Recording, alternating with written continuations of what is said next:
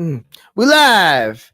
Hey, everybody, welcome to F.A.W.B. For those of you that don't know, it stands for Forever a White Belt. And I am your host, Naughty Nate.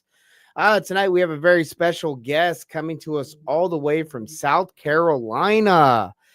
He's an MMA coach over at No Mercy MMA. He's also an assistant matchmaker for the Sparta fights out of Colorado. He's also a fight manager. So if there's any independent fighters out there that are looking for a manager, this may be your guy. But before we get to our guests tonight, I'd like everybody to know that the show is looking for sponsors. So if you're interested in sponsoring F.A.W.B. and you like what we do and you want to help support, reach out to me. You don't have to be a business to do that. You can also subscribe to my Facebook, guys. It's right there in the comments, right there. It says support, all that stuff. For $1 a month, you can help me keep this podcast going. So be sure to, click on that and at least look at it, guys. Come on, help me out.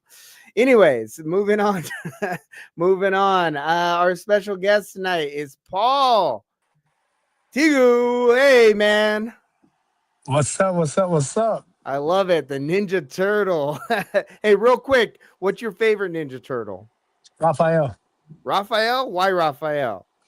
Because everybody thought Michael Esler would be my favorite because I'm a clown, I'm a comedian, I like to have fun. But Raphael is the one that likes to have fun, but he also has that leader mentality. That's true. He knows when to take things serious and he knows when to have a good time. He's a bit of a badass too, man. I wasn't gonna say that, but yes. No, it's okay. We can cuss a little bit. We can cuss. It's all right. We're adults here. All good. Anyways, Paul, man, so you're pretty experienced in martial arts. You've been in the game for a little while now. But let's get a little backstory on you. Tell me how you first got into martial arts and what led you to compete. Well, I wrestled in high school. I was a 1 year state qualifier in high school wrestling, and I graduated in 2007. I took some years off doing nothing but playing video games and working and blah blah blah. All the extracurriculars. Working, I love it. and I started playing a UFC video game, and I was like, I think I want to try this. So I put in for this promotion. I saw this thing online. I was like, apply. So I applied to fight when they came, and they happened to come to my town, my town like 3 months later, and was like, hey, we got this fight coming up. We seen you sign up. We want to know if you want to fight. Yes. And at that time, I ain't gonna lie to you. At that time, I had my 8 years of wrestling. I had 3 weeks of boxing and a week of karate. So I was trying to learn how to throw a kick. Wow. Hey, but real quick though, how many hours of the USC game did you have? Oh, I had years. There you go, right? Picked up a thing or two. Sure. Like I knew what moves were called. I didn't know how to correctly put you in it, but I knew what they were called. Little nuances. Yeah. You're about not like this no more. It's like this. So. Yeah, you're about like 40% there. So yeah, you're good, man. No worries. I had some strong thumbs. I got you. There you go.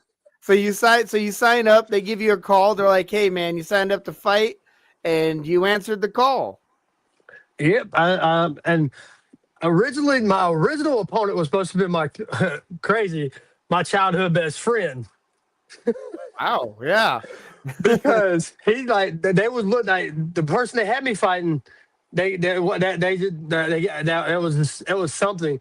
Well, and my buddy TT was like, hey, I'll do it because he wrestled me in high school. He was a state champion wrestler in high school. He was a North-South wrestler, blah, blah, blah. But and then he went to the military, and he was always like 125 pounds in school. So we was never in the same weight class. I was always 155, 160. Mm-hmm. So he was like, you know what? We never got to actually compete against each other. He goes, why not go in there? But just throw it the fuck down. Yeah, why not? Yeah. And then the week of the fight, the commission would not accept his military physical. Weird. They wanted it on their paperwork, and they couldn't do it. And so it didn't happen. So I basically went from fighting somebody who similar experience to me to somebody who's been training for 7 years. But the way my philosophy is, I don't pull out sex or fighting. So that's why I have 8 kids. Oh shit! Got about as many kids you got fights, buddy. Jeez. Yeah. Hey, well, good Oh, for you, man. Yeah, good for yeah. you. Yeah. And and then I ended up fighting, and I ended up losing with 21 seconds left in the first round. Mm. Like, went out there not really knowing what to expect. Went out there full head of steam, ready to go. And then, but I didn't know what jujitsu was. So when I got on my back, I was like, ah! Yep, that'll happen. Like, I didn't know how to shrimp. I didn't know. All I knew how to wrestle, bridge and roll. But every time I did that, it went from front mount to back mount, front mount to back mount. And I kept getting punched over and over again. But then I come out the cage. I get to the locker room after I lose. My dad goes, "So what you think?" I said, "I'm ready for the next one." He goes, "Dean, let's get your ass in the gym and train. If this is what you want, let's do it." That's what's up, man. And then from then, you just started training more, or were you still kind of like just training on the video game and then jumping in the ring? I was training a lot more, like from 2014 till about 2019 was a lot more training. Boom, boom, boom, boom, boom, boom, boom. More consecutive, more steady. Boom, boom, boom, boom, boom. Mm-hmm. Then after 2019, after COVID and everything, I made my pro debut in 2019. Mm-hmm. Me and my best friend Brian made our pro MMA debuts in 2019. Where we both won, both by standing guillotine, which is crazy. That is awesome, though. Heck yeah. And then we go on, and then I fought another guy 1-1. He Americana to me. That put me at 1-1. The next guy, he had, I think, he had 7 wins, 26 losses or something like that. So he won some and he lost some. And we was going out there, and I came straight out the gate. With a head kick. Just caught him. I didn't knock him out with it though, no. But I caught came him though. Yeah, I came out. I do a Tang Sudo right out, so I bring my knees straight up and around, so I don't telegraph it as much. Mm-hmm. And I came up and around, and all you see is me hit his face and him just lean. And let's see, I wasn't expecting to hit it. I was throwing it as a distraction for my spinning back fist. Ah, okay. But he leaned into it. Nice. His wife messaged me randomly like, "We was talking about you kicking him in the face the other day. We still laugh about it because I was like, and I wouldn't even throw it full power because I wasn't supposed to land it." Yeah, but that precision though, and sometimes that unorthodox stuff catches people, and all of a sudden they're not expecting it, and then they're asleep. So hey, man, high risk, high reward sometimes, right? I like my spinning shit. I love my one of my favorite attacks. I'm not counting the spinning back fist because I've already knocked somebody out with it. I love a good spinning crescent kick. There you go. Yeah, you got to be pretty athletic to land those. I was when I first started throwing. I can still do it. I got to be good and stretched. I hear you on that, bro. Shit, I'm almost 40 now. I gotta warm up just to get out of bed sometimes. I'm almost 42. I'm 36. There you go. Yeah, I'm 36 with a grandbaby. Oof, there you go, man. That part. Yeah, that part.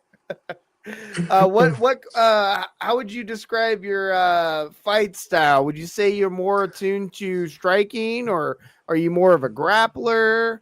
What do you prefer? If I'm gonna go ahead straight up. I'm a karate wrestler. I can strike, but when I first got into MMA, my coach told me, he said he didn't want me a wrestler who could strike. He wanted me to be a striker who could wrestle. Due to the fact, he said, because you're comfortable, that's where you're at. That's what you've been doing your whole life, wrestling. He said, so I want you to be a striker who can wrestle, not a wrestler who can strike. Because we don't want your first instinct when you get hit for a takedown. No, we want your first instinct to fight through it. work your way to a takedown Okay. instead of just yeah, ducking your head in and trying to dive in there. Yeah.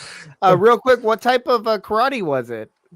I have trained in Ishinru, American Freestyle, and I've trained in Tang Sudo.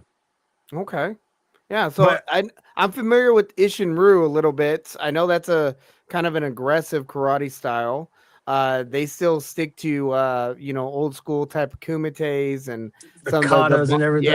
katas Yeah. and some body conditioning and stuff like that. Yes, we do. Good Okay. old body conditioning. Yeah, right. It's great though. I mean, I am familiar mostly with Kyokushin karate. So Kyokushin, yes. yeah, so I grew up on that. So body conditioning, close quarters combat. That was always, kind of my thing. I've always been real familiar with that. So yeah, I'm always curious to see or to talk to other martial artists that come from kind of a traditional background that start doing MMA, because you start to learn how to bridge some of those traditional techniques to the sport of MMA, because there is a little bit of a gap right there. If you only train traditional, I don't think it necessarily translates over always to sport MMA. You kind of have to gear for that a little bit. Yeah. So And see, yeah. my Ishinru karate instructor, he was a third degree black belt in Taekwondo, not Taekwondo, in Tang Sudo, and a third degree black belt in Ishinru karate. So he was able to teach both, which Mm-hmm. I never. I went to classes, but I never got belted because I was never a kata class person really. Mm-hmm. He would work with me more one on one because he didn't train fighters, but since that's what I wanted to do, that's what he would train. This is my Hey, 12 buddy. year old. Hey. He actually made his kickboxing debut on October the 11th. Heck yeah. Get him into it young, man. That's what's up. That's awesome. Yeah, he did. He did a fantastic job too.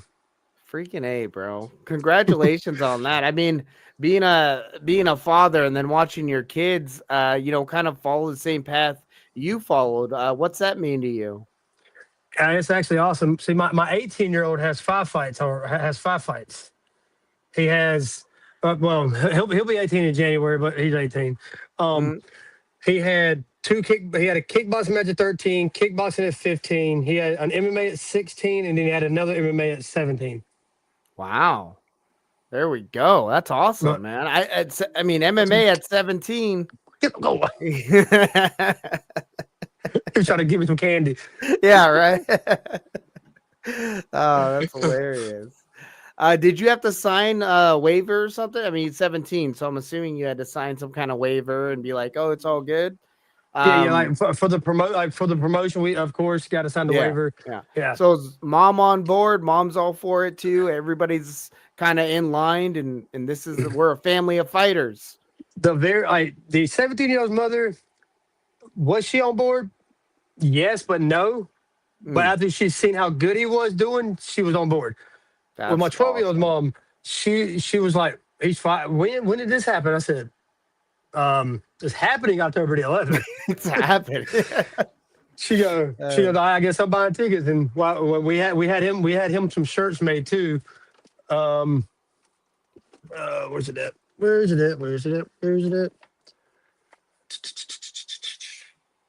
Well, we had shirts made with his face and his self on it, and I gave him the fight name Jason the Mighty Terra Teague.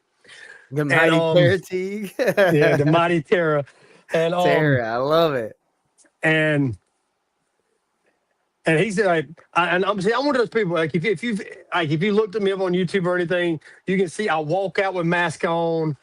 I weigh in with mask on. That's just who I've been my whole career. Because I used to work in haunted houses. I have a lot of masks. I grew up watching WWE. I want to make it entertaining. You're into the entertainment aspect. I love it. Yeah, like my interviews before fights were always entertaining because I'll tell you, like, hey, look, Nate, if me and you was fighting this week, I'm gonna take your arm, I'm gonna take your shoulders, I'm gonna eat it, I'm gonna beat you with your arm. Like I get to my serial killer mindset and I let it out. I talk. Man, that's so awesome. I would love this to do a face off with somebody where we're just sitting here going back and forth. We're talking shit, but in a clever way. I don't really care for Yeah. that. Like F you, you're a bitch. Well, I don't care for that. I love it when you're clever about it. How you were saying, I'm gonna rip your arm off and I'm gonna beat you to death with like that stuff to me is next level. And that's the kind of trash talk that I like to see. Yeah. Now, my last opponent, he walks out, and as soon as the referee blows the whistle, he taps the mat. Crazy. Yeah. No Bitch made. shit. Bitch Yeah, made. Yes. yeah, I would say so. Yeah. God damn, what is that all Yeah. about? I think because I had it mentally broken because of my shirts and everything at weigh-ins. Probably, yeah. And Intimidated but the shit out of them. Yeah. yes, and the crazy part was I even told him on one of my Facebook posts that I was gonna take his pride, I was gonna take his soul, and I was gonna take his fucking heart and eat it right in fucking front of him. And you did. I And I mean, did. that's pretty much doing it right there. Yeah, so you actually have you're waiting on your final match contract, right? Yes, sir. Why don't you give us a little insight on that? Um, More than likely, the fight date will be January 24th. I already got the opponent. Contract's not signed, but me and him used to be teammates. So he told me we can talk about it and let it go if we want to. It don't matter, Mhm. but because we both have a similar record, so win or lose, we both used to be training partners, so we're gonna go out there and fuck each other up and Yeah, have just see fun. what happens, right? I love it. Yeah. Because we got the option to choose from a bare knuckle boxing match Hmm. or an MMA match. Hmm. And I'm a kicker. I really wanted to kick for my last fight, so I was Hmm. like, "Let's do MMA." He goes, "He said, what?" He said, "Sure." He said, "Whatever you want." He goes, "Just know, I'm gonna fuck you up on it, whichever one it is." So, You're all looking forward to it. Can't wait. oh, definitely. Oh man, how do you balance preparing for your matches as well as being a coach as well as being a fight manager? I mean, you're juggling a lot of hats plus you have 8 kids. Like that's a lot. That's a lot. How do you balance all that? Well, most of my kids are usually at the gym training with me. Look, the way I look at it, I signed their waiver. I can punch them in the face legally, and it's not child abuse, so it's okay. Yep. Uh, That's what I love about those waivers too. I always let everybody know after they sign it. Now I can hit you and there's nothing that can be done about it. It's right here. my 12-year-old likes to come in. He likes to go, "I didn't consent." I said, "I signed it. I consented for you." He goes, Yeah, "I yeah, did you're not good. consent." That's he goes, hilarious. he goes, "You hit me, I hit back." I said, "What? We fighting? Let's go." That's exactly what we're here to do, right? Yeah. Well, that's good, man. I mean, family time's important. I'm glad that your kids seem to be involved with it. I hope they're enjoying the journey as well. And this is martial arts to me has always been a family thing where you can bond over it. I do martial arts with my family. I wouldn't have it any other way.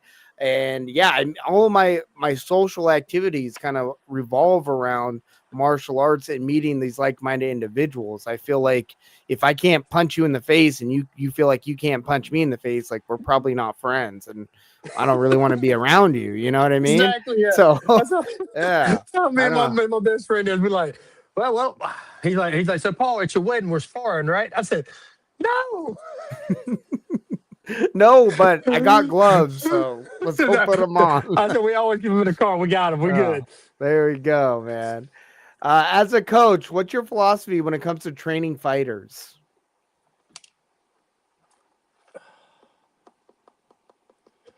The way I feel, training fighters, kids, anything. I don't like looking at things as a win or a loss. Reason why, because okay, look, this is my philosophy. Okay, just say, Nate, you won the gold medal. You won the gold medal for. Let me say. Let me see. You won the gold medal for boxing. Okay. Boom. Yes. Okay. But the person the year before you won gold, but did not compete this year. Mm. So how do we know who's the better boxer? Because y'all never.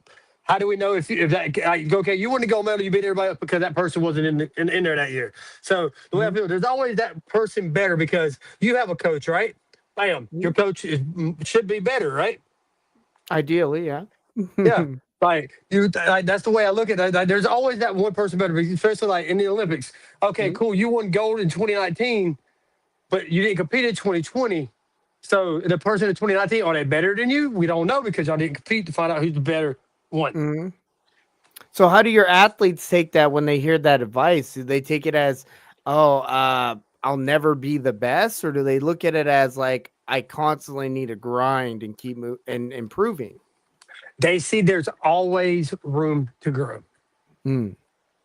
because, like, okay, like Alice Pira, he was beating everybody. Did we think anybody? Did we think anybody was going to beat him after Israel? No. Yeah. I see what you're saying. Yeah. Yeah. And then Ankalaev beat him. And then what did he do? He came right back and won it again because he learned. He learned from, like I said, there's always room to grow, more to learn. There's Mhm. always ways to grow. I've had somebody tell me they don't agree with that philosophy, but I do. You win some, you lose some, yes. But Yeah. you're learning when you win and you're learning when you lose, Yeah, I always tell regardless. my guys that too. You either win or you learn, right?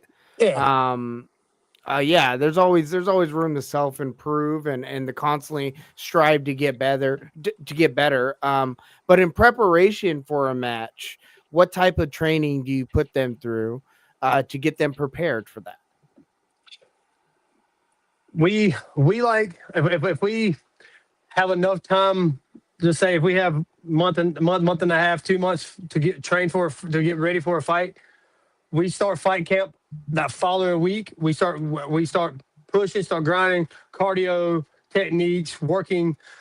And then right after the third week, we'll start cross training at other places to get more bodies with better individuals to help get you where you need to be for that fight. Mm. And do you have a couple of gyms over there that you're close with? You're able to cross train like that? I've been invited a few. There's one up in Indian Land, North Carolina. Ox Fitness. He's always opened his hands. He's always opened his arms. Come up there and cross train. Um, Mhm. I'm trying to think. Kamikaze MMA up in Eden, North Carolina. Kamazi just fought on Dana White Contender Series back in September.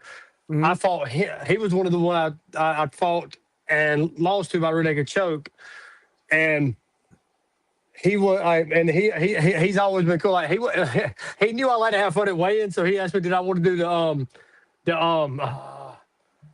the crap, I can't remember the name of it. It was the fortune dance from Dragon Ball Z, I think it was the fusion dance. Sorry, the The fusion dance from fusion Dragon Ball. dance. There Yeah, you go. he wanted to do. I couldn't remember the name of it. He wanted to do it at Oh, weigh-ins.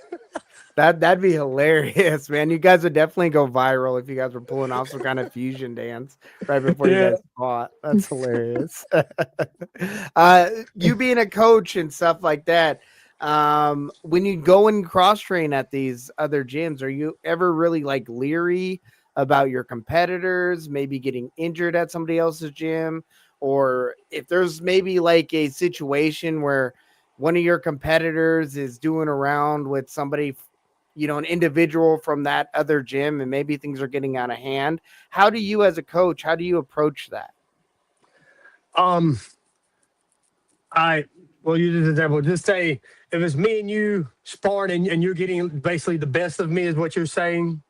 I Mm-hmm. use it. Or no, let's say I'm sparring one of your competitors and I'm being overly aggressive towards your competitor, knowing that he has a match coming up like next week, and you're at my gym. You guys are visitors at my gym, but I'm not the coach. I'm just an individual there at that gym. I You got you. being a coach, yeah, how would you handle that? I would come up with like, hey, he fights next week. Can we knock it down a little bit? Mm. And then and if it did I if it picked like if it went back the way it was and picked up hey, this is what my coach has done before Mm. because we was somewhere and one of our younger guys he was getting mollywopped. I ain't gonna lie. Mm. But that was more so probably because he wasn't in shape. Had decent technique, but just wasn't in shape because he wasn't one of our consistent people. But he was, but because of a work schedule, but he would pop in, pop out, and if we was able to go cross train, he would always like to just go get some rounds in with other people just so he can see how different it is. Because he didn't want to compete, but he wanted to. He didn't want to be. He couldn't compete because he couldn't put Stay time and effort consistent. Yeah. into it. Yeah, Hmm. and we had to have him. My coach walks over and goes, "Hey, can y'all calm it down just a little bit because he doesn't have he doesn't he's not a consistent fighter. He doesn't have a lot of that. He's not trying to compete. He just wants to run through things." Hmm. And one of the guys was like, "Well, get him the fuck out of our gym then because we're here because we were training hard." My coach goes, "Okay, we'll put him with somebody else." We put him with somebody else, and the next guy did it. So my coach walks over, tells my guy, "Turn it the fuck loose," Hmm. and he knocked out there for that first guy. There you go. We asked you to Yeah. calm the fuck down. Mhm. Like, Sometimes that's the only answer. You got to fight your way out of there. Yeah. yep. Yeah. And No, I. my coach said, "Do I feel bad for that?" No, not after we asked to just calm it down a little bit. Which Mhm. understand we're in their gym. We can't just be like, "Hey, stop it, Right. damn it, stop Right. it." You can't. Hey, we Mhm. can't. No. Like, we go to gyms. We respect their environment. We've been doing quite a few gyms. We've cross trained quite a few. So Mhm. when we the way I tell my coach says, he said, when you go to a new gym, he said, you respect them like they're your gym. He said you go in. He said, you're a student there. He said, Paul, even though you're one of my coaches, you're a student there. He said, you learn what you need to learn there. You pick up what you can pick up there. Mhm. That's great advice. Yeah, I like And it. that's why I've always loved my coach because Mhm. he's always given me good advice. Like when I told him, I said, like when I signed up for Power Slap, okay, I asked him, I said, Coach, I said, how do you feel about me going to Vegas and slapping somebody and getting slapped? He goes, are you fucking stupid? I said, It and then is. It is something to ask these guys. So. yeah, and then I pulled up my contract on my phone. I said, all right, Coach, this is what they're paying me. I said, this is what Mhm. TBS is paying me. This is what they're paying me. He goes, all right, well, we're going to Vegas. There you go. Yep. But then he That goes, dollar sign says a lot. but then he goes, how am I going to train you for this? He said, I can't just see myself sitting there and slapping you defenseless. And my dad goes, I'll do it. I am kind of curious to know how you do train for that because you can't like build up a tolerance to getting slapped. I mean, you can probably build up your jaw muscles and I mean they got things to work your neck muscles and you can stay hydrated.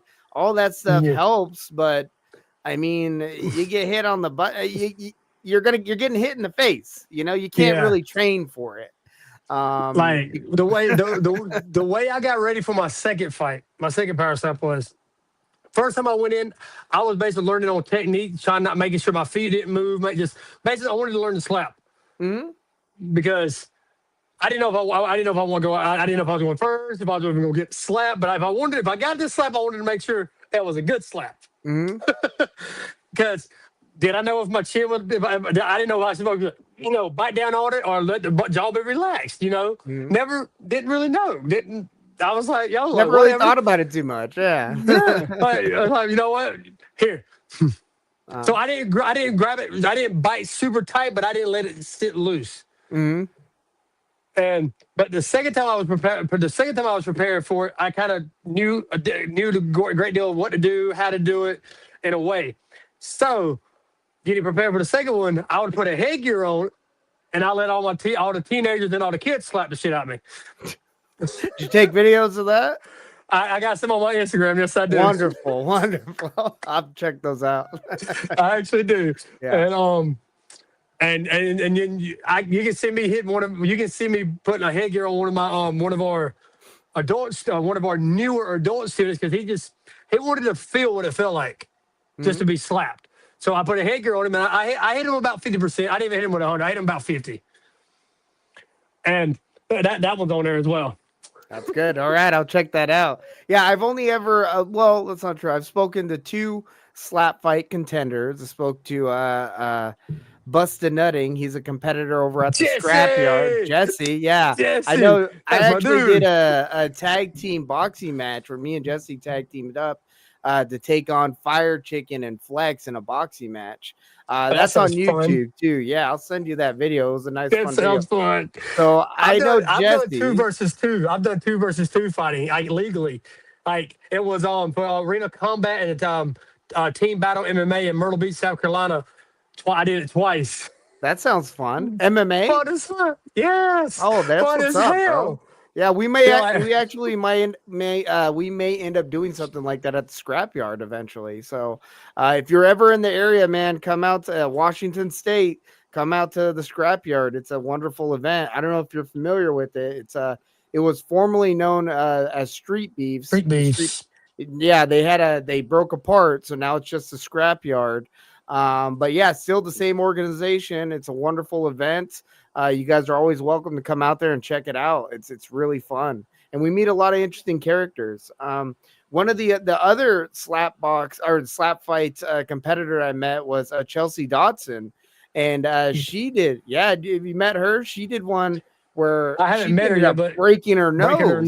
nose. Yeah, yeah. Marcia caught it. Yeah. Oh man, that was a crazy one to watch. But she told me that there's fouls and there's certain ways you're supposed to hit and you can't flinch, and there are some rules and technique to slap fighting. So it's Oh not yeah. just get out there and just swing and that's it. Like there's actually some fouls that you can get that can go against you. Is that correct? Oh yeah. Yeah. Like you gotta. You can't pivot your feet. You can't step. You like. Yeah, if you like you know the old game when you punch, like when you go throw a punch and somebody flinch, you hit them You get twice. two? Well, Yeah. yeah, actually like power stuff. If you flinch, you're getting hit again. Oh, that's hilarious. Oh man. Yeah. Yeah. Well, hey man, I mean, it is an entertaining sport. I find it hell of entertaining. It just takes a different individual to get in there. And we're thankful for you guys taking those hits for all of us, bro. Appreciate that. Let's how many guys do you manage? Because you're also a fight manager. How many guys are you managing? Let me let me see if I can.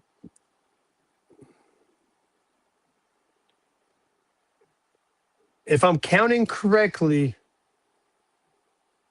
29. Oh, jeez. If I'm counting Wow. correctly, 29, and that's amateurs and pros. And Mm-hmm. I have 2 guys from Brazil I have 2 guys from Brazil that I manage. They're just, like one fought for the PFL, and just with his age and him trying to find fights, it's been difficult in the states. I got Mm-hmm. one guy. I have a guy in Germany. He was my third signing. He I thought I had him a bare knuckle. I thought I had him a bare knuckle boxing match in Alaska, but it fell through. And he's a 9-3 pro kickboxer in Wow. Germany. Yeah, like he's got so many different championships. What? Okay, I, I, I'll get in a minute. I'm almost done. And like it was easiest way to say this was they hold on. What was you talking about? He sidetracked me. Oh no, you're good, bro. So what I was asking you was how many people you managed, and then you're telling me about your German fighter that you manage. You manage these 2 guys that are pros, one from Brazil, and then one from Germany. And your Germany guy has trouble getting matches here in the States. I'm assuming Yes. it's due to like some kind of passport stuff potentially, or Visa. Like visa. Yeah. they all have their passports, but it's just visa issues. Hmm. And because he's a 93 pro kickboxer, and I didn't talk to BKFC trying to get him a fight, maybe on the BKFC UK or Bulgaria, like somewhere over that area. And because man is nasty. Man is nasty. Sounds like it. I mean, sometimes when you get these guys that are from other countries, and I think if you're a fighter that's able to fight in another country, you have to have some kind of skill set.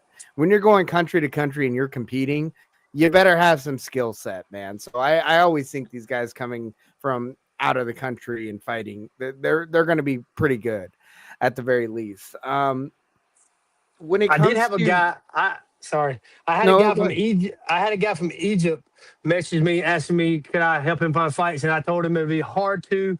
I said I can try. I said, but I'm not gonna promise you anything. And let me tell you, this man sent me his record, his kickboxing Muay Thai record, 246-16. Jeez. Why does he have trouble finding matches, man? The guy's had what, almost 300 matches? That's I, crazy. yeah, I was over here like, what? That's like, man, that's like 10 careers right there. Maybe Yeah, more. most of he Yeah. said most of them was in Iran, but he lives in Egypt now. Hmm. Wow. So is there any documentation of these or no? I I didn't. I to be honest, when I saw that, I didn't even check because I didn't know. I knew it would be hard because passport. He had a passport, but visa issue was a problem. Hmm. Gotcha. He just had trouble. He just. I wanted to say he had trouble finding fights, but he was trying to get fights over here. Yeah, fair enough. Yeah. That You makes more definitely need to sense. have it does because you got to have an in when you're going to another country. I mean, you got to know somebody to know somebody to get you in these events, so that makes sense. What would you say is some of the primary differences between a fight manager and a coach? Because there is a distinct difference. Because as a manager, you have to go through another fighter and their coach. Mm-hmm. But as a coach, I some coaches just don't like dealing with promoters. Like Mm-hmm. my coach always put Old me in school charge of. coaches are a lot like Yes, that. Yeah, they are. my coach put because he was cool. He was cool and everything with promote, but he just because of his 6 day a week job and everything, he just didn't want to have to deal with that headache. So he always gave Mhm. me hey, like here set up fights, and if it was something we both needed, before I booked anything for anybody for my school or management wise, if my guys have a coach, I want them to okay it with their coach before we accept a fight, because Mm. if me and if me and him's okay, if me and the fighter's okay with the coach with the fight, but the coach says no, I don't accept it because the coach knows better than I do. Yeah, But that's but just smart. say if I just say I found you a fight, okay? Listen here. Just say I found you a fight. Just do you have a pro record? I don't know. Okay. Okay, just say your pro record is 3-3. Okay. Mm. Just and I got offered and I just got offered a fight for you to fight a guy who was 9-2. Mm-hmm.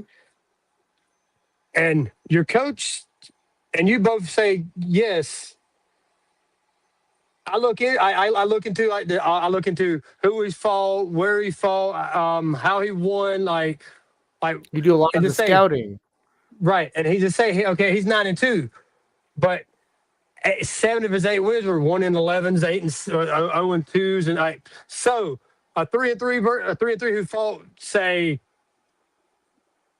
Rosa and McGregor, like people of those statures. Mm-hmm. Would I put him against the 9-2? Yes, if his coach knows, if his coach is okay with it, he's comfortable with it, sign him up.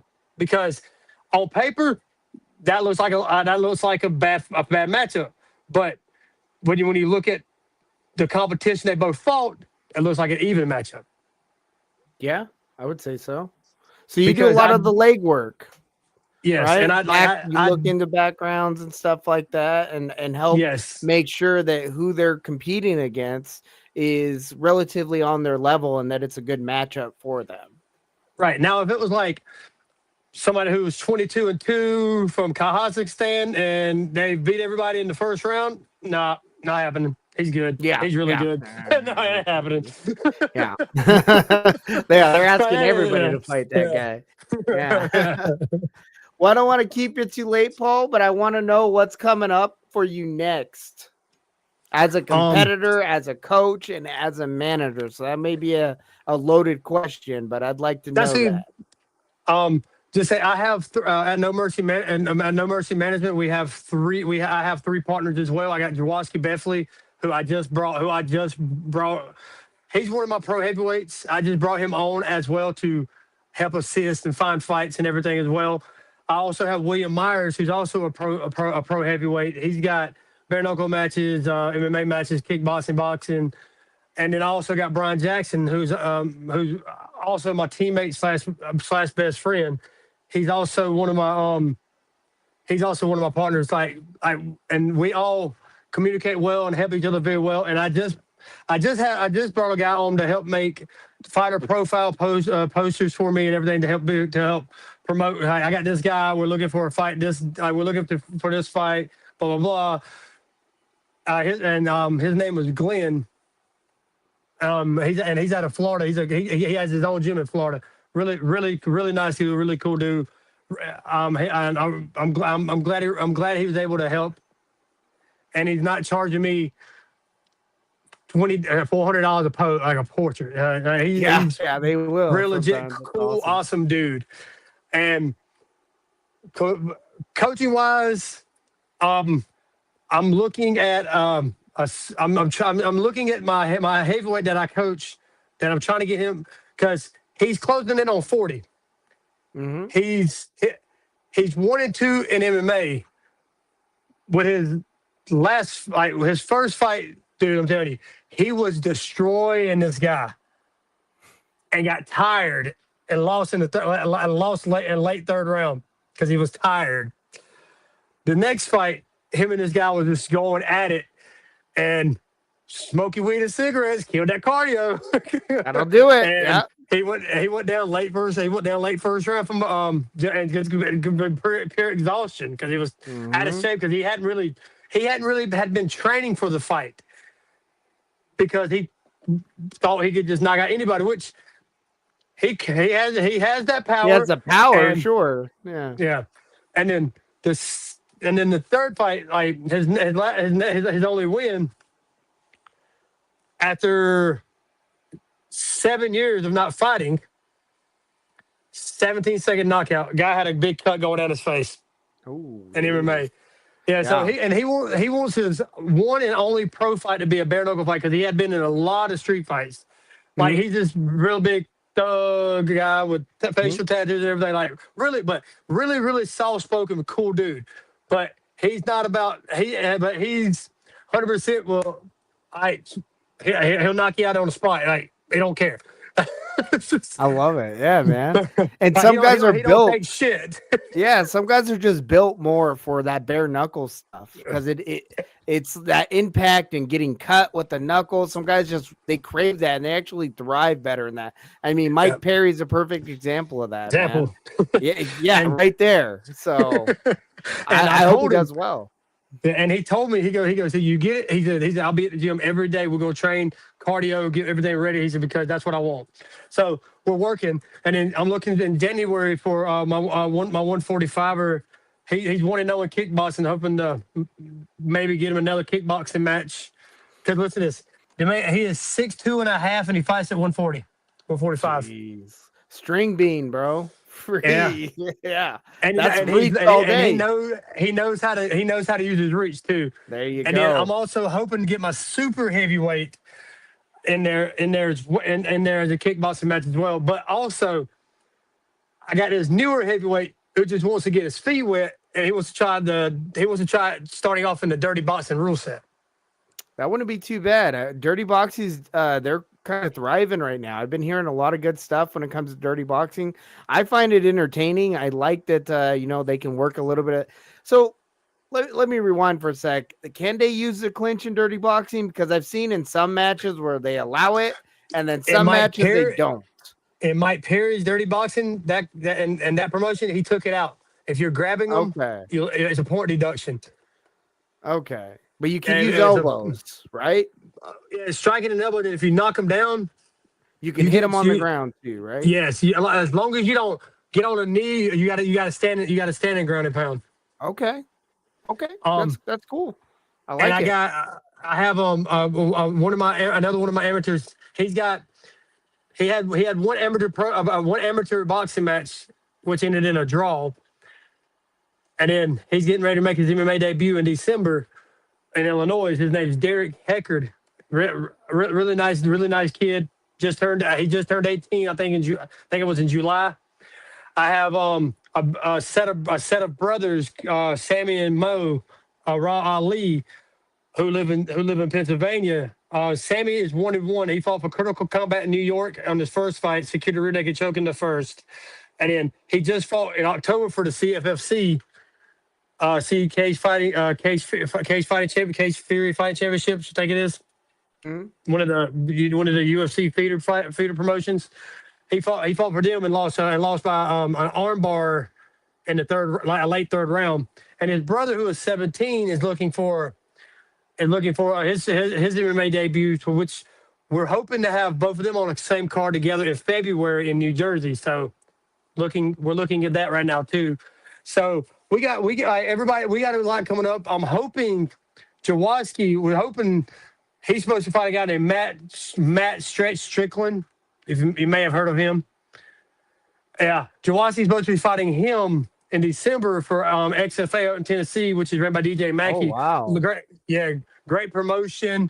And I think Jaworski and Strickland will be a good fight because Strickland's a bitch, for one. Also, because they were supposed to fight last month. But Yeah. Stretch had some. He couldn't get his eye exam or something. He couldn't get it in the time. And Jaworski's been pissed since then. He's been ready to bang. He wants it. Well, I'm looking forward to seeing that one. All we have coming up, except January 24th is when I'm supposed to be. My retirement fight is October 11th. Didn't go as planned because a bitch, another bitch. Another bitch. There you go. Yep. And it was one of those scenarios of the commission wasn't going, like the commission is allowing me to fight one more time because of the way that fight ended. So they're giving me permission to fight one more time. And the opponent I was supposed to be fighting is a former teammate of mine. His name is Daniel Gary. He fought for the BKFC. He's fought for Gambit MMA. He did bare knuckle for them as well. So we're looking for a really really fun, a really good fun scrap is what I'm looking forward to. Because I know he's showing up to prove something. I'm showing up to prove something. We're going in this fight balls to the wall, and whoever drops. The way I'm looking at it.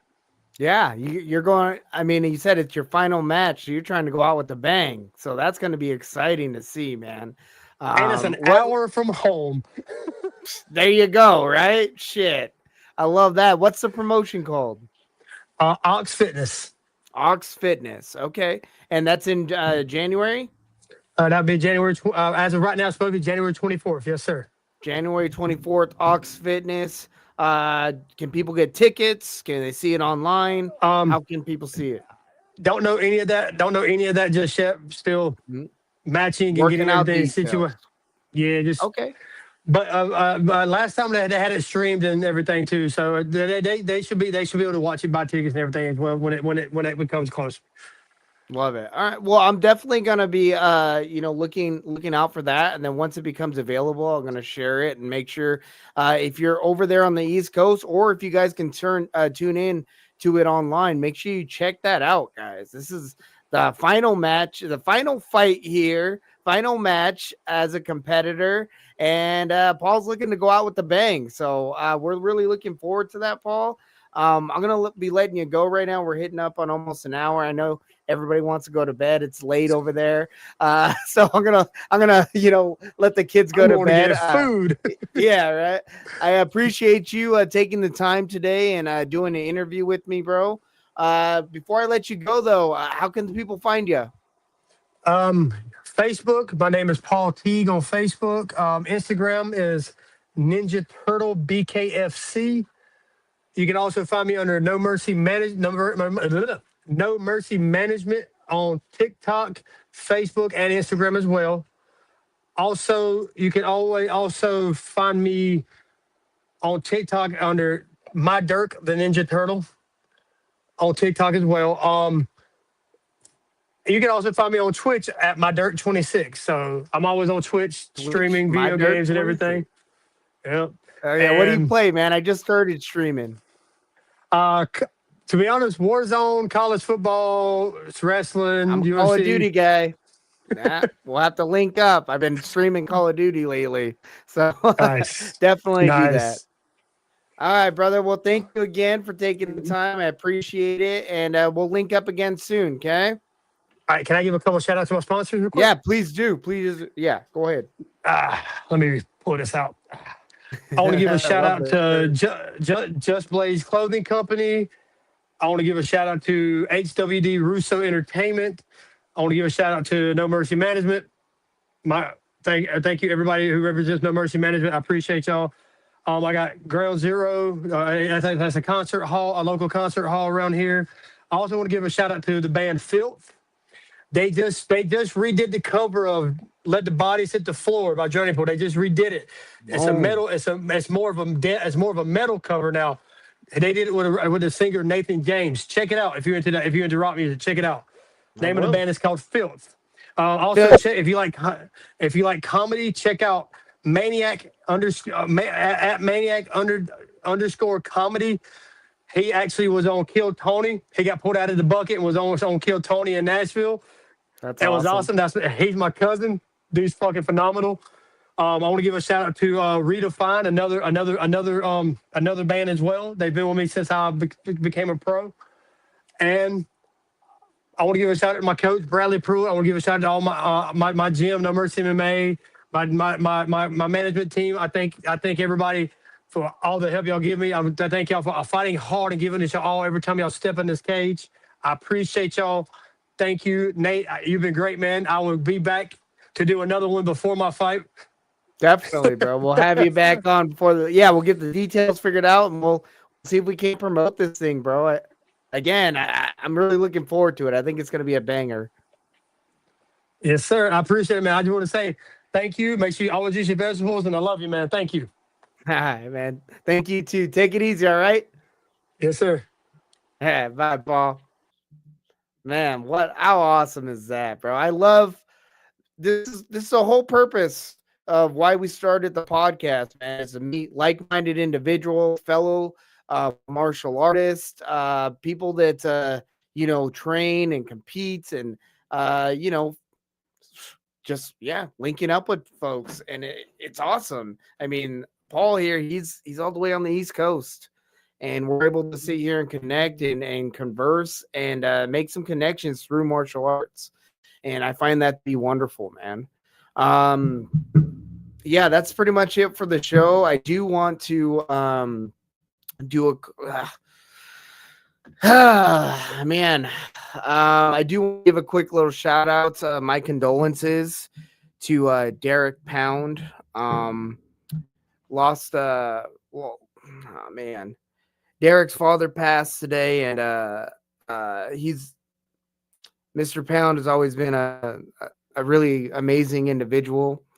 He's been over at the Scrapyard events. He's always there to support Derek and the other competitors. I've spoken to him numerous times about Derek and Derek's progression. He was always very proud of his son and his accomplishments. And he's just going to be really missed over at the Scrapyard. So I know Derek's going through a lot right now. If you're a Scrapyard competitor and a friend of it, be sure to reach out to him and his family, man. Just know that you're in our prayers, Derek, and we're all cheering for you, bro. And man, if you need anything, be sure to reach out. I didn't want to end the show on a sour note, but I did want to make sure we got that out there. So yeah, guys, thanks again for watching. I'll have another episode up on Sunday, so be sure to tune into that. And you guys have yourselves a wonderful night. Talk to you later.